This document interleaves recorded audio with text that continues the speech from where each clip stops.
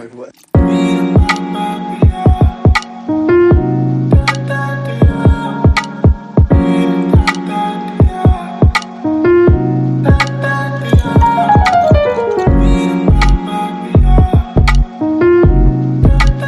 Welcome back to my channel. ಇವತ್ತು ಪಾಯಸನ ಮೂರೇ ಐಟಮ್ ಅಂದರೆ ಮೂರೇ ವಿಧಾನದಲ್ಲಿ ಹೆಂಗೆ ಮಾಡೋದು ಅಂತ ಹೇಳ್ಕೊಡ್ತೀನಿ.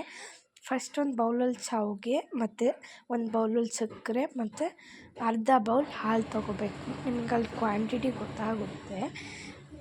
ಅರ್ಧ ಬೌಲಿಗೆ ಹಾಲಿಗೆ ಅರ್ಧ ಬೌಲ್ ನೀರು ಹಾಕ್ಕೋಬೇಕಾಗುತ್ತೆ. ಇವಾಗ ಬಾಣಲೆ ಮಡಕ್ಕೊಂಡು ನೀವು ತುಪ್ಪ ತಿನ್ನೋರಾದರೆ ಸ್ವಲ್ಪ ತುಪ್ಪ ಹಾಕ್ಕೊಳ್ಳಿ, ಏನು ಆಗಲ್ಲ. ಮತ್ತು ಅದು ಸ್ವಲ್ಪ ಜಂಗಿದ ಮೇಲೆ ಶಾವಿಗೆ ಹಾಕ್ಕೊಳ್ಳಿ. ನಾನೆಲ್ಲ ಅರ್ಧ ಬಟ್ಲು ತೋರಿಸ್ತಿದ್ದೀನಿ ಅಂದರೆ ಸಕ್ಕರೆ ಒಂದು ಬಟ್ಲಲ್ಲಿ ಐತಲ್ಲ ಅಷ್ಟು ಶಾವಿಗೆ ತೊಗೊಂಡಿದ್ದೀನಿ ಅಂತ.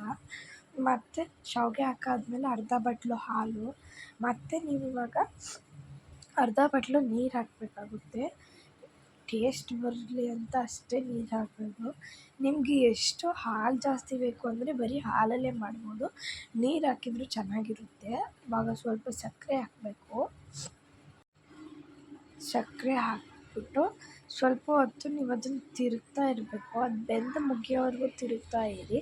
ಅದು ಸ್ಟಾರ್ಟಿಂಗಲ್ಲಿ ತೆಳು ಹಾಲಿರುತ್ತೆ, ಬರ್ತಾ ಬರ್ತಾ ಗಟ್ಟಿಯಾಗುತ್ತೆ. ನಿಮಗೆ ಗೊತ್ತಾಗುತ್ತೆ ಅದು ಬೆಂದಿಲ್ವೋ ಅಂತ. 5 ಮಿನಿಟ್ಸಲ್ಲಿ ಮಾಡ್ಕೊಳ್ಳೋ ಅಂಥ ಶಾವಿಗೆ ಇದು. ಗೋಡಂಬಿ ಅದೇನೂ ಹಾಕಲ್ಲ. ನೀವೇ ನೋಡ್ತಿರ್ಬೋದಲ್ವ. ಇವಾಗ ನೋಡಿ, ಇವಾಗ ಸ್ವಲ್ಪ ಬೆಂದಿದೆ, ಇನ್ನೂ ಸಾಕಷ್ಟು ಬೇಯಬೇಕು. ನೋಡಿ ಇವಾಗ ಬೆಂದಾಗಿದೆ, ಆಲ್ಮೋಸ್ಟ್ ಬೆಂದೇ ಆಗಿದೆ. ಸೊ ನೀವು ಅದನ್ನು ಗ್ಯಾಸ್ ಆಫ್ ಮಾಡಿಬಿಟ್ಟು ಇನ್ನೂ ಸ್ವಲ್ಪ ಹೊತ್ತಿಟ್ಟರೆ ಗಟ್ಟಿಯಾಗುತ್ತೆ. ಇಲ್ಲ ಅಂದರೆ ಇದೇ ಕ್ವಾಂಟಿಟಿಲಿರುತ್ತೆ. ನೋಡಿ ಏನು ಚೆನ್ನಾಗಿ ಕಾಣ್ತಿದೆ ಅಂತ.